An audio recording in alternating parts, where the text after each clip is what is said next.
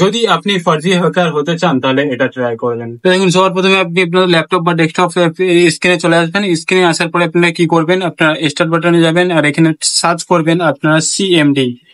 CMD CMD লিখে যখনই search করবেন দেখবেন ঠিক এরকম একটা অপশন চলে আসবে, আর এখানে আপনারা এন্টার করে দেবেন।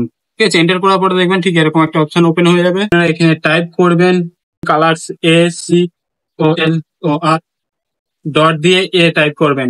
যখনই এটা টাইপ করে না আপনারা এন্টার করবেন দেখবেন এর কালারটা চেঞ্জ হয়ে যাবে। তারপরে আপনারা টাইপ করবেন /S।